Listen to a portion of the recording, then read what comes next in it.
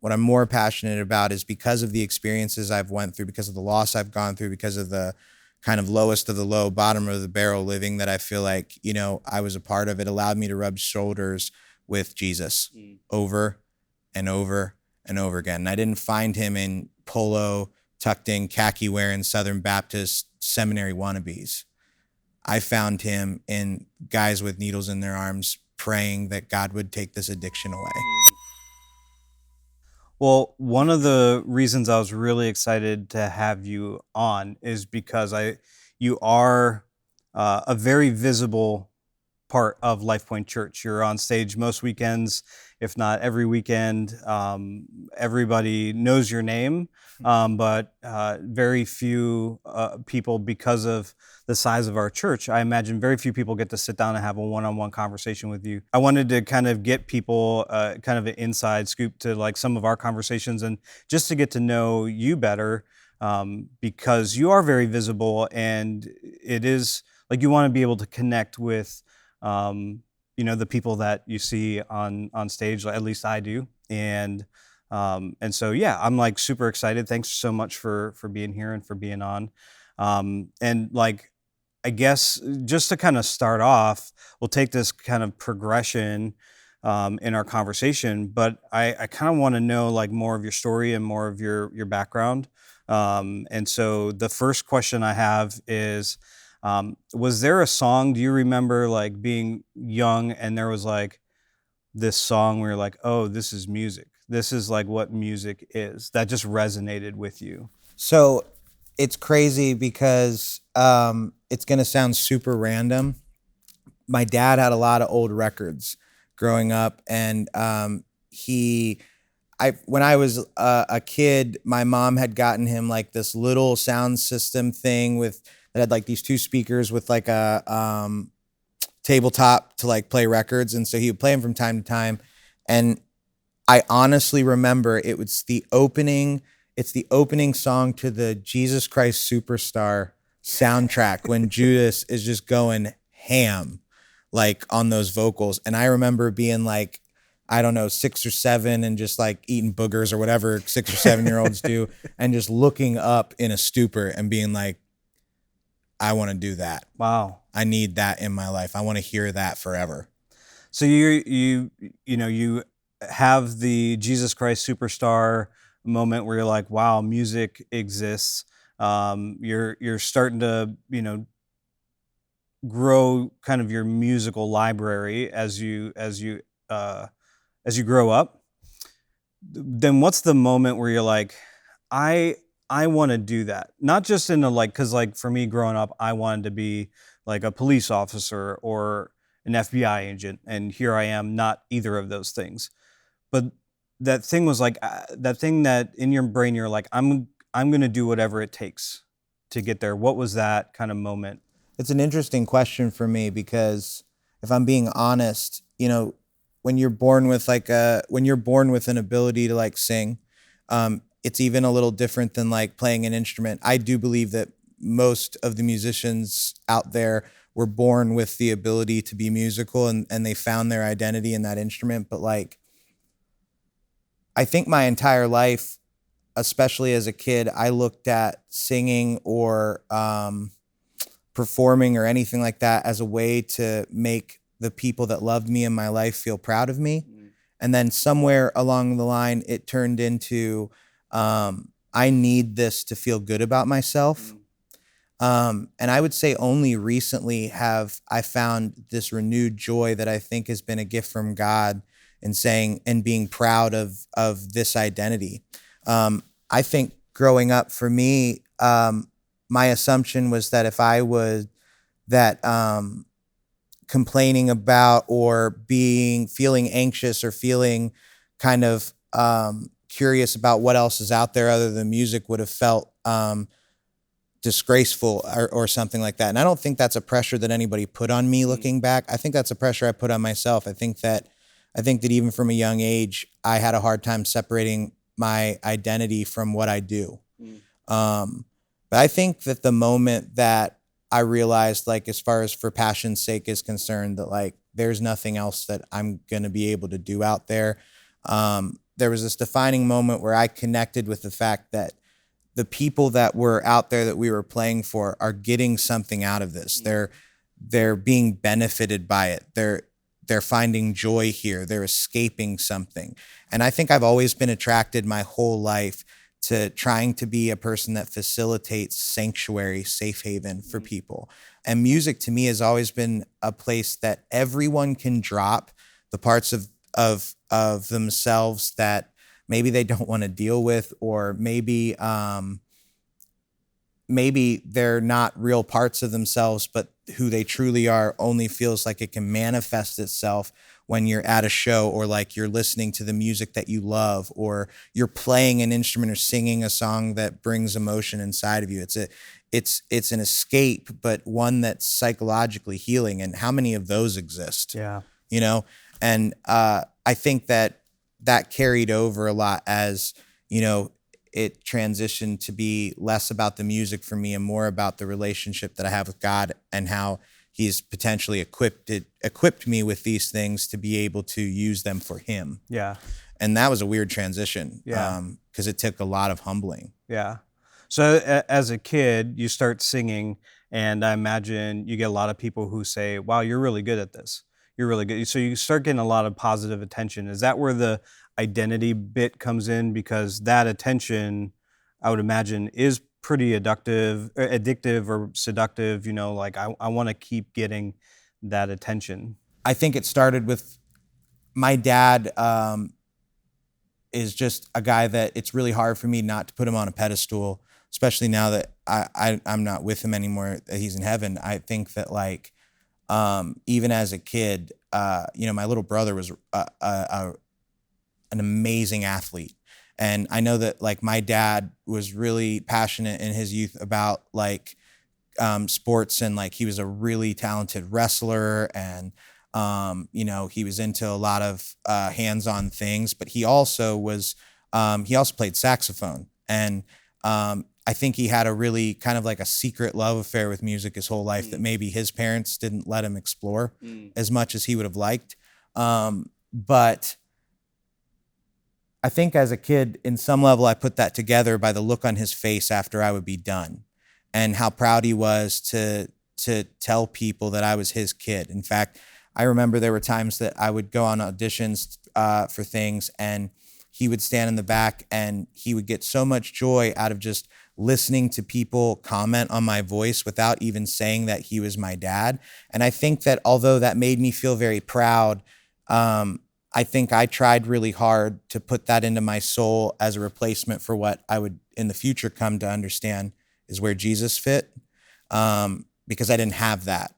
I think that the combination of like the way that it made my dad proud, and also how that transitioned then into me being like, this is what I'm going to live for. And then all these other people, I'm such a screw up in my normal life because I get in trouble because I'm not a rules guy, or because I think differently. But when I'm singing, when I'm in a band, when in those moments, people like me, people don't think I'm a freak, people don't think I'm less than. And maybe they never did, is the lesson. But I definitely felt that way. Yeah. And so I think music became, at some point, the only thing in my life that I felt like I could present to anyone that had value. That's tough, because I go back and forth, because in one way, it's like, well, at least I know that I can do this well, and I have confidence in this. But it's also super depressing when it's like, well, that's the only thing people value from me, and that's hard. Yeah. To feel that way, I can't imagine.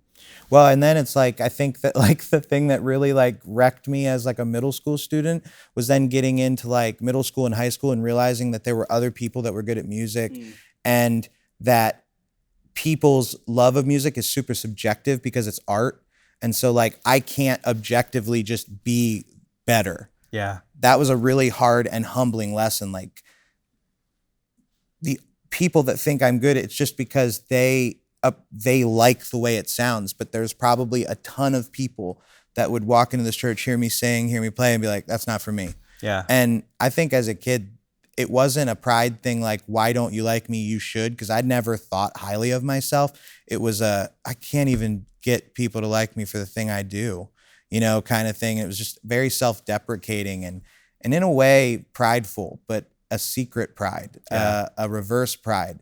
It has all the same byproducts of being prideful with blind spots. Your blind spots are created, though, when you're not willing to accept that self-love is important. Yeah.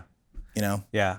Well, it's funny when you talk about, seeing other musicians and you're like, oh, they're just as good as I am. Right.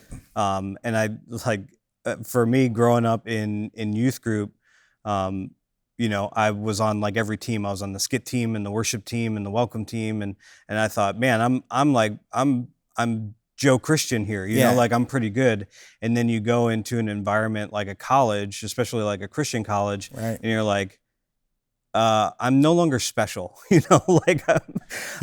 no longer unique. Now I'm just in a space where everybody is as unique as I am, and they all seem like they're doing better at it. And all of a sudden overnight, who I am as a person matters. Yeah. Because everybody's on the same plane now. That's true. Yeah. That's a great way of thinking about it. You don't get to hide in your identity anymore. Yeah. Yeah. I never thought about it that way, but that's like a really good perspective of like, now people see me for who I am, not just the ability, because we all have the ability. And that is scary. Yeah. Because up until that point, I had no reason to work on any part of that. Yeah. I think a lot of times I have mistook my thoughts of I'm just kind of a cavalier person to I feel this way because I've never taken the time to figure out who I actually am. Mm. So everything's fine because I don't have enough of an opinion about anything to not want it. And you're in those situations, you're primed for the enemy to completely take advantage of you, to completely put you into unhealthy tracks, and you are a vulnerable lamb among wolves. And I think the saddest part is that the wolves are a construct of your mind a lot of times. You're allowing yourself to devour yourself. Yeah.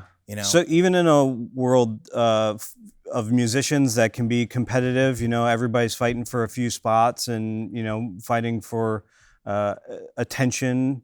You got into a band. A lot of people from LifePoint may not know that you were in a band, that you guys toured around. You won a few awards. What was the name of your band? So I was in a band called Heatherfield that made the decision to kind of become a new band called Monster and the Machines. Okay. And Monster and the Machines was led by a frontman. His name was David Lynch. His stage name is Da Monsta. He kind of came from the hip hop and production and R&B background and was making a crossover into wanting to take some of that stuff and post-rock sounds and mold them together. And we were a good fit. And so I found myself being in this kind of like pet project band that I loved, that we were in the scene in like the Nashville and Louisville area. We were emerging, and we all made the decision to do this, and it was great. David is a Grammy nominated, Dove Award nominated, and Stella Award winner, and so it definitely got kind of nuts. Yeah. It is fun for like a month. And then you start to get really tired of living out of a suitcase and like driving around in a 9-passenger van while the talent drives in a bus, or even just driving around a 9-passenger van because that's where your band is at, or, and just hotel to hotel to hotel to hotel to hotel. And, I felt in that season of my life so hypocritical, so depressed, so out of control. And it was because for some reason, the more success that I got in the secular music industry, the more depressed I became. And then I felt really conflicted because how selfish, how arrogant of me to be upset in a situation where musicians all over the place would love to be there. Yeah, like you're living the dream. of any musician. Yeah, and I mean, we weren't like Billboard Top 100 chart guys or anything like that. So a lot of the stuff that Monster did, it was really popular in like Europe and kind of Asia. And so we were getting paid full time to do what we love without any rules. Yeah. You know, and right, I mean, I think that most musicians would say that's their dream. I think a lot of people get the scales removed from their eyes that like, we're not going to be famous musicians here. Or like, if that's the goal, that's a very tiny hole to fit through. But there are actually a lot of careers in music that people don't realize, or even just a lot of roles as a musician that you can find yourself in to just kind of hit that middle. But they are super competitive. And because of that, I think anybody that's achieved that feels any kind of way hides it, because how dare you? We've all been living on the streets for this opportunity. Yeah. You know, there are guys you'd pass to go to work every day that are literally playing guitar and they sleep on a sleeping bag. And it's not because they don't have a family at home. It's because that's how important getting to that level is to them. Yeah. And it just kind of, it makes you feel terrible to even be upset. Yeah. You know? Yeah, but there's still that's still a reality. So your dream has kind of become the nightmare. And because for me, when I think of like, man, you're on tour and you're traveling around, I just think of like, it's the best like camping experience ever, right? Like I just think of like, man, that would be the coolest thing ever. But the reality is like, yeah, it's cool for like a month. And don't get me wrong, like those guys are my brothers. Yeah. I love them, and we had some great times. But I mean, when you think about your real day to day, and my family during the majority of the time that I was on tour, my family was going through tragedy. When my dad died when I was in high school, I would have never in these days acknowledged God because I was so upset that he'd taken my dad away. But my whole foundation, even to run or wander from God and my calling, was set up by him. Because my mom, I wasn't doing well in high school because my dad had died, and I just didn't really see the point. But she had found out about this school that neither of us had ever heard of called Liberty, that if I made one of their music teams, I could go to school for free, and they wouldn't be as concerned about my grades. And so I literally like auditioned for that. They ended up asking me to be part of Living Proof, which was like a lot of people know as like a parachurch organization that at the time was affiliated with different schools. But the trade-off was that for every year of service you gave there, you could get tuition. And so I went down there not as a believer. I had lied my butt off just because I thought maybe if I just needed to go to college because I didn't know what I was going to do. And I ended up coming to Christ. I wouldn't say that it was necessarily because of school, but because of some of the personal relationships I had developed within the music team when I went down there for their training camp. And so then for the next 3 years, I essentially sang at these religious things that I was still trying to learn what they were even about. And I started feeling called to ministry, and it scared me. And so I dropped out of school, moved, started a band, and started this journey.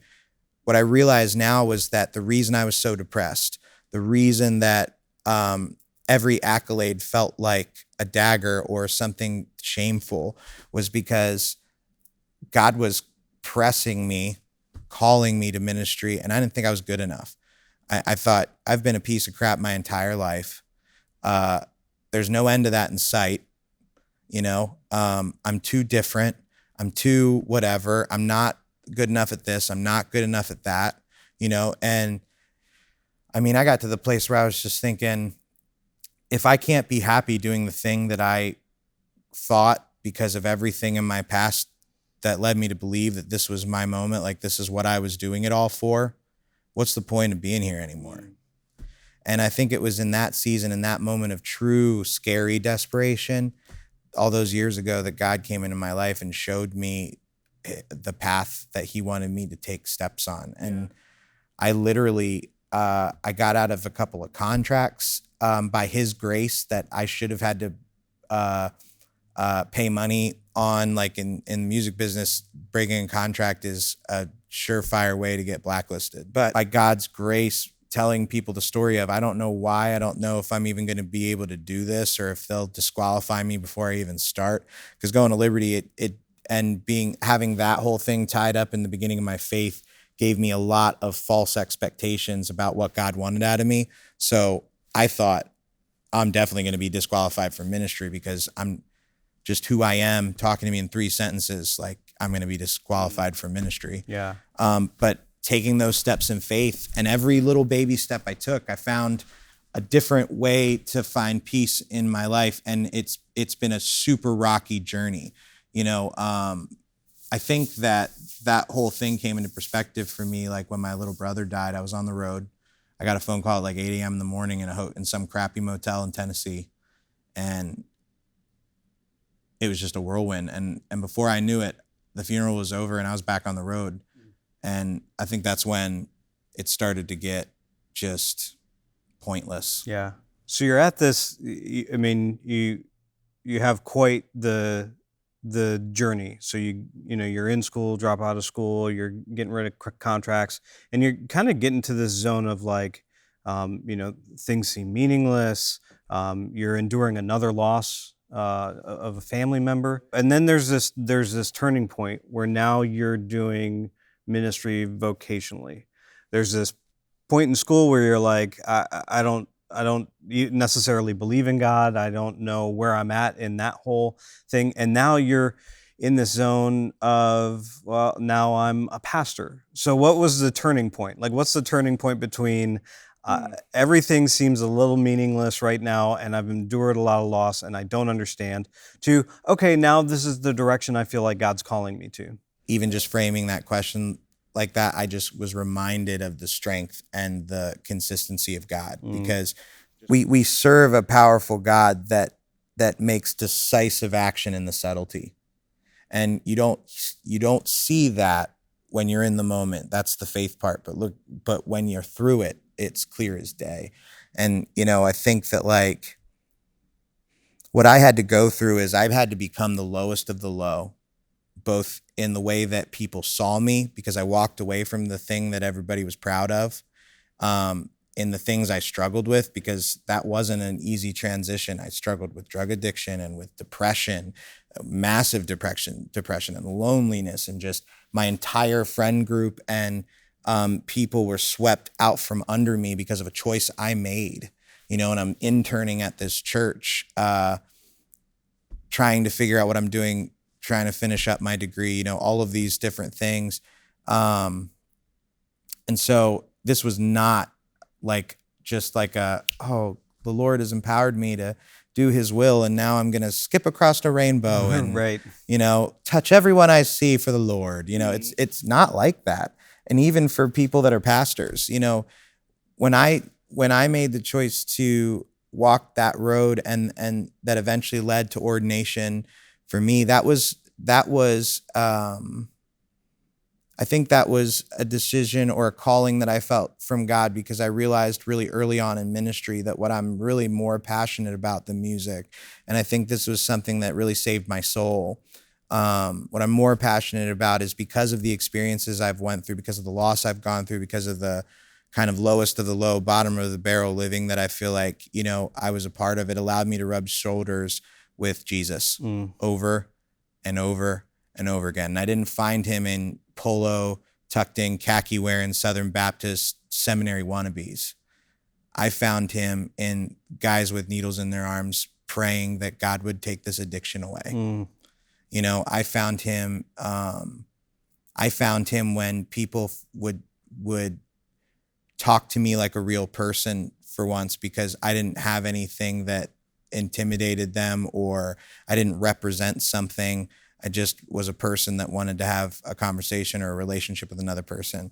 I started to see the heart of God through that, and I started to realize that he was calling me to be a shepherd, because there are so many more people like that than ones that quote unquote have it all together, or ones that fill the seats of congregations across America where it's, conceal, don't feel. I love when that movie Frozen came out, because I literally like to joke around with my wife that American church is frozen rules only. Conceal, don't feel. Like if we look good and we're acting like we feel good, then we'll be good, you know? But I think as a shepherd, I think what called me to ministry, where I realized that everything God had prepared me for was for this moment, is when I realized that in the same way, like I don't feel like I can live without music in my life. I no longer feel like I can live without trying to be a selfless servant to the people in my church community. And that is what a shepherd is. That's the difference between a director and a pastor, I think, is do you smell like sheep? You know, in other words, are you rubbing shoulders with the people in your life that God has called you to? Because that's true shepherding. True shepherding isn't, I'm going to tell you what the Bible says, you listen and walk away. Because I'm human just like you, you know.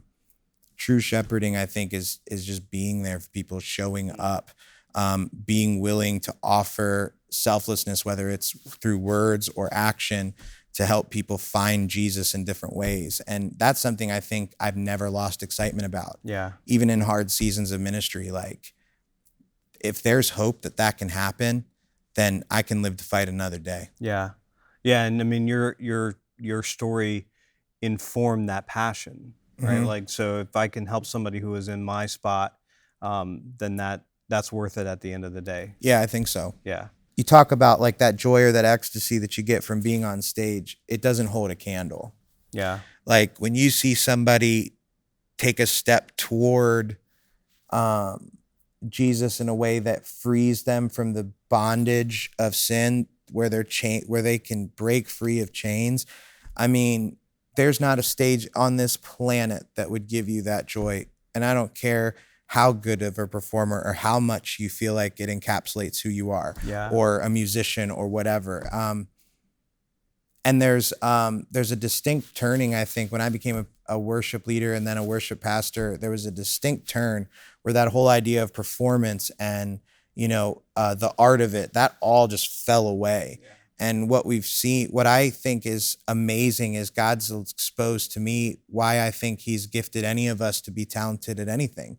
And it's in the context of this place to worship him. I love that. And I love that perspective of God's using my story to help other people who are in the same story, instead of just trying to get away from it or hide it or numb yourself from the past, to just say, like, I know I'm not the only one. And so I'm going to use that in a positive way. I think is really amazing. Here, you know, at LifePoint, and I mean, it's pretty common at churches in at least in this country, but there's a lot of similarities to like the old world that you were in, of like concerts and touring. Oh yeah. You know, that we have the lights and fog machines, and I mean, there's a production involved during the services, you know, on Sunday and during the weekends. Just as much as there's a production that goes on to put on a concert. So there's a lot of similarities, but those similarities, I would suspect, are mostly just kind of surface level. So for somebody who maybe they're new to church, or maybe somebody who's never really thought about it before, you know, what is the difference? What happens here that doesn't happen at a concert? Even though this may look like a concert, what's going on under the surface? So I think one of the biggest differences is the target audience is completely different.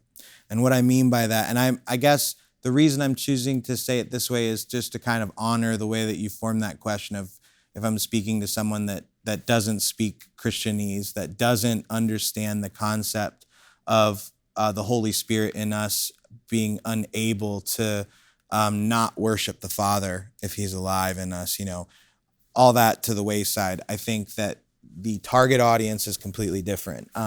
When you go to a show or a concert, all of the things that are set up around the music are there to help point you to a moment, a feeling, or whatever that is a part of that art. In other words, that's the way that the person expressing themselves feels like you have the best chance to truly understand what they were trying to put out in the world. Mm. So if we look at this kind of stuff as, you know, sort of program enhancers, or like singing, like playing instruments, talent and art that can be used to sort of glorify God, you start to realize that we as a congregation, when we walk in, are the collection of quote unquote the performance, and it's the target audience is Jesus. It's God. And so I think the best way I can describe it is that when you go to a show, you're there to be played at, and when you come to church, you're here to play with. Yeah. Where we are the worshipers. I like to think of our room more like a round table where Jesus is in the middle, where these are all sections of things happening to put together music, a moment that we're offering to him. If you were having a guest come over, you could just make them chicken nuggets because it's a bland food that your kids like and it's a guaranteed they'll eat it. Yeah. Or you could spend some time cooking them something to show them how much you care and how honored and you feel that they're your guest. I think about music that way. I think that us dedicating our time and talents to the purpose of worshiping Jesus is in the same way us preparing something beautiful. And I think we need to give Jesus our best because he's given us his. Yeah.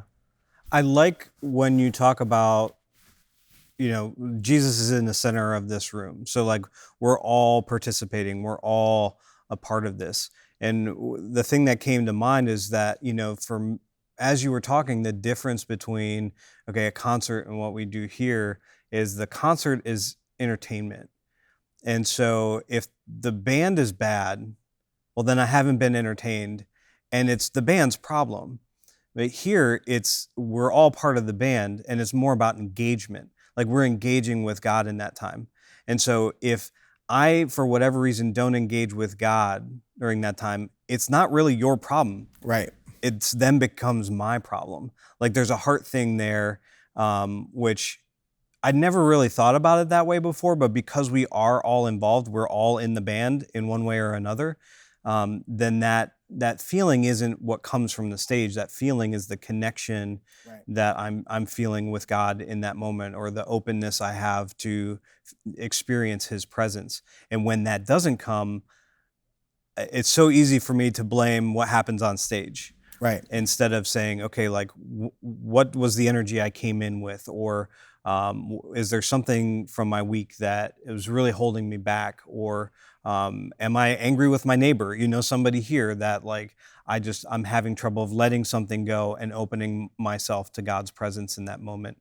But I love the way you put that, because I've never really thought about, okay, as I'm sitting there or standing there and worshiping along, like I'm on the team, like I'm on the band. That's really special. That's really special. I think we lose sight. I know I do. I say we often, and usually I mean me when I say we. But like, I think I often lose sight of what we do here, and it can become very programmatic or systematic. It's easy to do. But it's really about the family and what we're doing together as a family and how we're encouraging one another and glorifying God as a family. And so I love that perspective of, if you can walk away, with anything, that you would be able to walk away feeling like you're a part of a family that glorifies God together. Yes. I think that's really special. Hey everyone, thank you so much for joining us this week on Midweek. I want to thank Drew Wagner for coming on this episode and for our conversation. I hope that it was encouraging for you. If you liked today's episode, please subscribe to our YouTube channel, and please like and share this video as well. We'd love to get it out to as many people as possible. Until next week, have a great week, and we'll see you back here for another Midweek.